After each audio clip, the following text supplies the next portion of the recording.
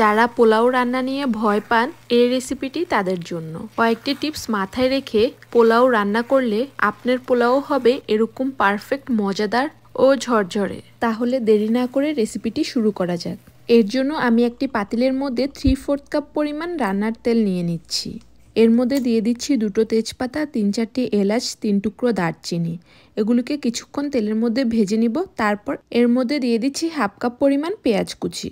আর আজকে আমি রান্না করছি 4.5 কাপ পোলাওর চাল, সেই অনুপাতে সবকিছু দিয়ে নিচ্ছি।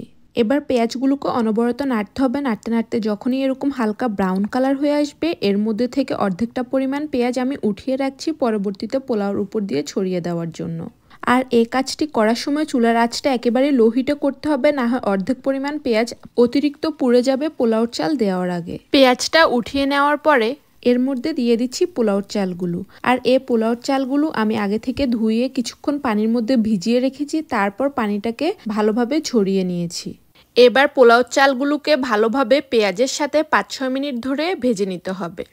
এরই মাঝে আমি এর মধ্যে দিয়ে দিচ্ছি 7-8টি পরিমাণ কাঁচামরিচ, 3 টেবিল চামচ পরিমাণ গুঁড়া দুধ। আপনারা চাইলে লিকুইড দুধও ব্যবহার করতে পারেন, তখন পানির পরিমাণটা কমিয়ে 1 কাপ পরিমাণ লিকুইড দুধ ব্যবহার করে নেবেন। অনেকে রান্না করলে পোলাওগুলো অনেক বেশি ড্রাই হয়, অর্থাৎ তেলের পরিমাণ সঠিক না হলে পোলাওগুলো অনেক বেশি ড্রাই হয়। তাই মেজারমেন্ট ছাড়া কিভাবে আপনারা তেলের পরিমাণ সঠিক বুঝবেন সেটাই আপনাদেরকে আজকে বলে দিচ্ছি।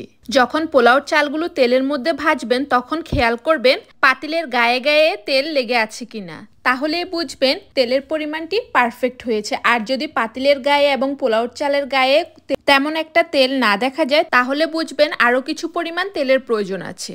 তারপর আমি পোলাওর চালের মধ্যে 1 চা চামচ পরিমাণ রসুন বাটা, 1.5 চা চামচ পরিমাণ আদা বাটা দিয়ে আবারও পোলাওর চালের সাথে ভালোভাবে নেড়েচেড়ে মিশিয়ে নিয়েছি। পোলাওর চালগুলো ভালোভাবে ভাজা হয়ে গেলে আমি এর মধ্যে দিয়ে দিচ্ছি পানি। আর পানিটা দিচ্ছি 1 কাপের জন্য 1.5 কাপ পরিমাণ পানি, এই অনুপাতে। তারপর পানির সাথে চালগুলোকে ভালোভাবে নেড়েচেড়ে মিশিয়ে নিয়ে এর মধ্যে দিয়ে দিচ্ছি স্বাদ মতো লবণ।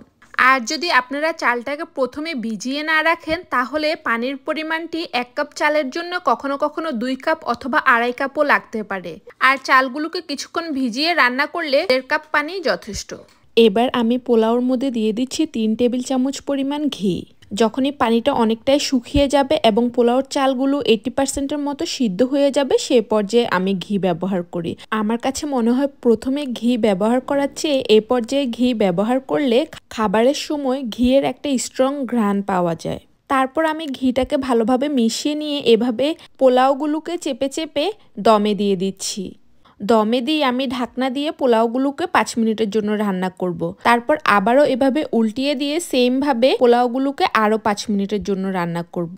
আর আপনাদের কাছে যদি মনে হয় পানির পরিমাণটা বেশি হয়ে গেছে, তাহলে আর দমে দিতে হবে না। সে পর্যায়ে চুলার আঁচটা বন্ধ করে পোলাওগুলোকে ফ্যানের তলে অথবা ঠান্ডা জায়গায় রেখে দিবেন। আর কিছুক্ষণ পর পর পোলাওগুলোকে নেড়ে দিলে দেখবেন পোলাওটা অনেকটা ঝরঝরে হয়ে যাবে।